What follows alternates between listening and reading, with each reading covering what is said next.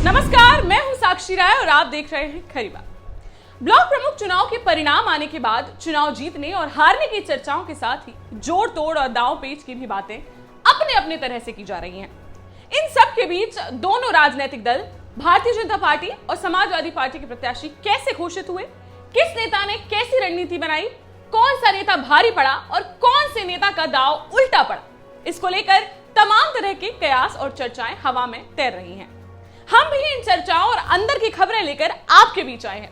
जानिए कैसे बैठा जीत का गणित और कैसे हुई प्रत्याशियों की पराजय। पहले बात करते हैं जिले की अनुसूचित जाति के लिए आरक्षित मौरानीपुर विधानसभा क्षेत्र के 2 विकास खंडों की। इनमें से एक बंगरा विकास खंड में मौरानीपुर विधानसभा क्षेत्र के वर्तमान विधायक बिहारीलाल आर्य को अपनी पुत्री भारती आर्य के टिकट के लिए बहुत जोर लगाना पड़ा। चुनाव की शुरुआत में पार्टी की यह नीति थी कि सांसदों विधायकों के परिजनों को पार्टी पंचायत चुनाव में टिकट नहीं देगी। इसीलिए जब जिला पंचायत सदस्य के चुनाव में भारती आर्य ने जिले की बंगरा धवा सीट से टिकट मांगा था तो उनकी दावेदारी पर विचार ही नहीं किया गया था। बंगरा ब्लॉक में भारती आर्य ने लगभग 55 से अधिक बीडीसी सदस्यों के प्रमाण पत्र एकत्रित कर लिए थे। वहीं संगठन के कुछ नेता विधायक पुत्री के विरोध में लामबंदी करते हुए विजयगढ़ के छिमादर आर्य की दावेदारी को हवा दे रहे थे। उनके द्वारा 2 दर्जन से अधिक बीडीसी सदस्यों के प्रमाण पत्र लेकर पार्टी में आवेदन किया गया। वहीं प्रगति रामकिशोर आर्य ने भी अपने को संघ का समर्पित कार्यकर्ता बताते हुए दावेदारी की, लेकिन वह अपने समर्थन में बीडीसी सदस्यों को नहीं जुटा पाए। ब्लॉक प्रमुख चुनाव का कार्यक्रम घोषित होने के बाद रातों रात हुई कोर कमेटी की बैठक में ज्यादातर विधायकों और सांसदों के साथ ही संगठन की आम राय यही थी कि भारती आर्य का सिंगल नाम ऊपर भेजा जाए, लेकिन सभी ब्लॉकों में 2 नाम पैनल में भेजने की नीति के तहत भारती आर्य के सहित ही प्रगति रामकिशोर आर्य का नाम भी भेजा गया, जिसके चलते विधायक को लखनऊ डेरा डालना पड़ा। तब कहीं अंतिम चरण में भारती आर्य के नाम पर मुहर लग सकी। समाजवादी पार्टी बंगरा ब्लॉक की राजनीति में पिछले लगभग 25 वर्षों में लेखराज सिंह यादव के नाम से ही चलती रही है। शायद यही कारण है कि लेखराज सिंह के इन दिनों एक आपराधिक मामले में जेल में रहने के चलते बंगरा ब्लॉक में सपा कहीं दिखाई ही नहीं दी। बंगरा ब्लॉक में लेखराज सिंह यादव के समर्थक बीडीसी सदस्यों का समर्थन भारती आर्य के पक्ष में देखा गया।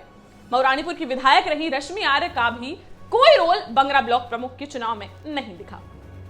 बंगरा विकास खंड में भारती आर्य का टिकट होने के बाद कोई ज्यादा रस्साकसी की आवश्यकता नहीं पड़ी। पार्टी के टिकट और क्षेत्रीय विधायक के दबदबे के चलते समाजवादी पार्टी और लेखराज सिंह तो मैदान में थे ही नहीं। भाजपा के भी दावेदारों ने बीडीसी सदस्यों के समर्थन के अभाव और वक्त की नजाकत को समझते हुए भारती आर्य के साथ ही अपना समर्थन दिखाना उचित समझा और उनके साथ मौजूद रहे। भारती आर्य द्वारा ही नामांकन किए जाने से 8 जुलाई को ही चुनाव निर्विरोध होने की स्थिति बन गई। नामांकन प्रक्रिया में विधायक बिहारीलाल आर्य के साथ ही जिला महामंत्री अरुण सिंह परिहार, पूर्व मंडल अध्यक्ष वीरेंद्र नायक, पूर्व प्रधान रुद्र प्रताप सिंह गौर, पूर्व चेयरमैन गोविंद दास आर्य, रामकिशोर आर्य, शिमादर आर्य, हरीश सोनी तेहरौली, मुकेश राय, सुरेश चंद्र बघेली, मंजूर अहमद, शालू चौधरी, भूपेंद्र राय पचवारा, कल्लू कुशवाहा, मोनू मौर्य, के गुप्ता, कुंज बिहारी गुप्ता, सुमित सिंह पलरा, लक्ष्मी पांचाल आदि मौजूद रहे।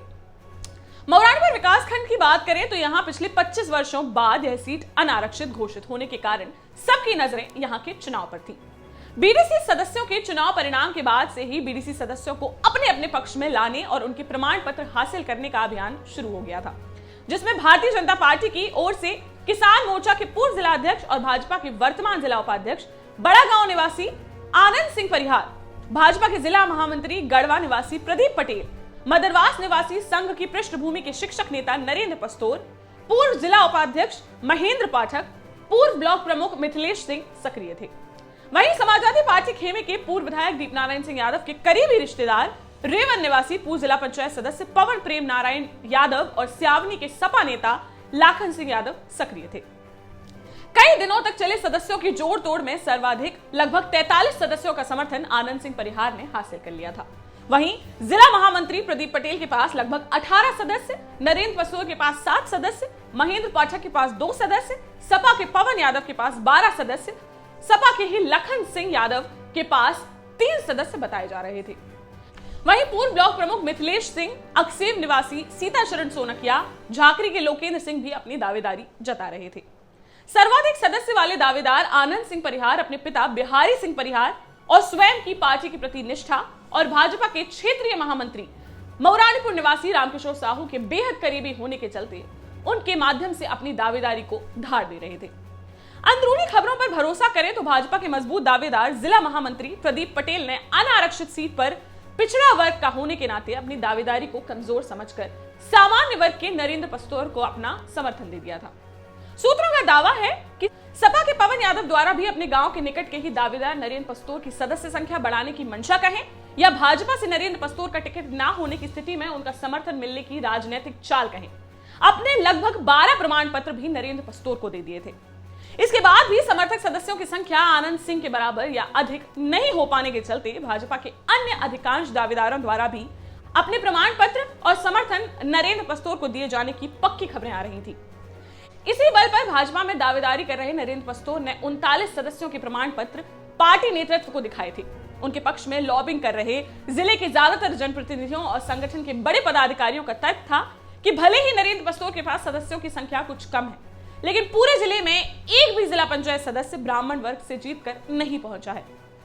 जिले के 3 अनारक्षित ब्लॉकों में कहीं भी ब्राह्मण प्रत्याशी की दावेदारी मजबूत नहीं है। ऐसे में मऊरानीपुर में नरेंद्र पस्तोर को टिकट दिया जाना उचित रहेगा। कोर कमेटी की बैठक में भी इस मामले को लेकर काफी गर्मागर्म बहस और लॉबिंग होने की खबरें आई थी।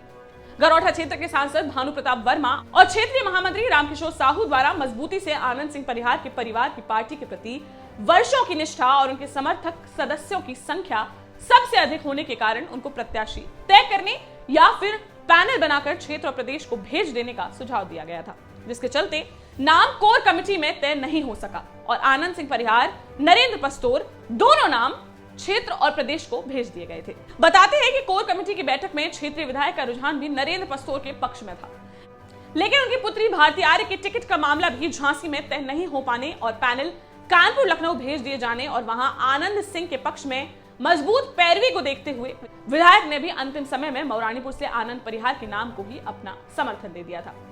अब बात करते हैं भाजपा के प्रत्याशी घोषित किए जाने के बाद हुए नामांकन और मतदान की। उधर मऊरानीपुर में स्थिति काफी रोचक और तनावपूर्ण देखी गई। पार्टी द्वारा आनंद सिंह परिहार को प्रत्याशी घोषित किए जाने के बाद भी भाजपा के अन्य दावेदार जिला महामंत्री प्रदीप पटेल, नरेंद्र पस्तोर आदि ने नामांकन फॉर्म खरीद लिए थे। उधर समाजवादी पार्टी खेमे से वंदना पवन यादव और लाखन सिंह यादव ने भी नामांकन फॉर्म खरीदे थे। भाजपा प्रत्याशी के रणनीतिकार चाहते थे कि एकमात्र नामांकन आनंद सिंह परिहार का ही हो। इसके लिए चक्रव्यूह भी रचा गया। पहले भाजपा के अन्य दावेदारों से बात की गई, उनसे बातचीत और व्यवस्था करने के बाद सपा के दावेदारों पर ध्यान केंद्रित किया गया। सरकारी मशीनरी के माध्यम से भी सपा के दावेदारों पर दबाव डालने की कोशिश हुई, लेकिन जैसे कि चर्चा थी, जिले के ज्यादातर जनप्रतिनिधि और संगठन के ज्यादातर बड़े पदाधिकारी ना तो टिकट की पैरवी में आनंद सिंह के साथ थे और ना ही उनकी नामांकन या चुनाव निर्विरोध कराने की रणनीति में उनका समर्थन करते दिखे। भाजपा के भी अन्य दावेदारों द्वारा अंदर खाने सपा प्रत्याशी वंदना पवन यादव को सहयोग करने की खबरें आती रहीं। शायद यही कारण रहा कि सपा के दोनों दावेदार वंदना पवन यादव और स्यावनी के लाखन सिंह यादव के नामांकन फॉर्म जमा हो गए। वंदना पवन यादव ने भाजपाइयों के चक्रव्यूह के चलते और कुछ ब्लॉक कर्मचारियों के सहयोग की खबरों के बीच मुख्य गेट से अंदर जाने की जगह दूसरे गेट से या इधर उधर से नामांकन स्थल पर पहुंचकर अपना नामांकन भरा। इस बीच भाजपा प्रत्याशी और समर्थकों द्वारा सपा प्रत्याशियों को रोके जाने और छुटपुट झड़पों की खबर भी आई।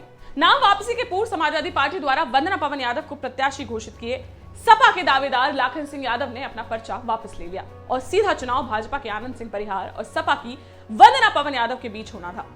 समाजवादी पार्टी कभी भी चुनाव को गंभीरता से लड़ती नहीं दिखी। शायद उनकी योजना चुनाव में पर्चा भरने और चुनाव में उपस्थिति दर्ज कराने मात्र की थी।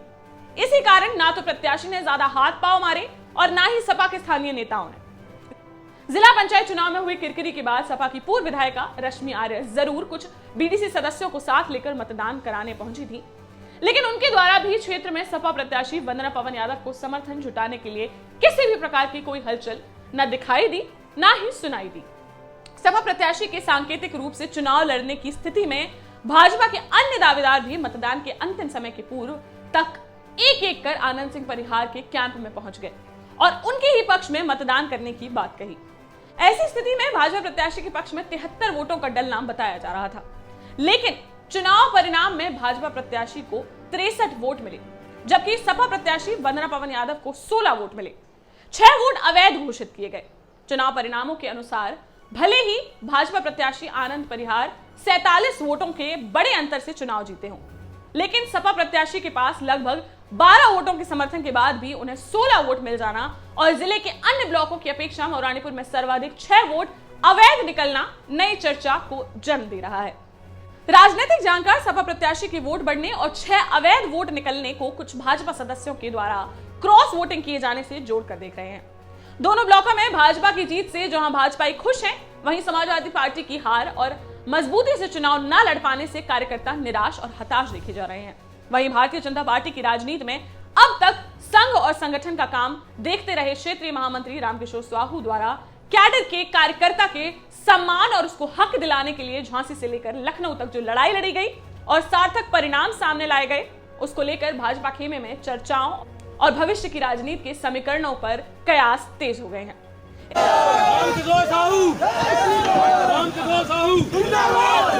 इस खबर में अभी के लिए इतना ही। अन्य सारी खबरों के लिए बने रहिए हमारे साथ। चैनल को सब्सक्राइब करना और बेल आइकॉन को दबाना बिल्कुल ना भूलें, ताकि हमारी हर वीडियो हो आपके सामने। देखते रहिए खरी बात साक्षी राय के साथ। नमस्कार।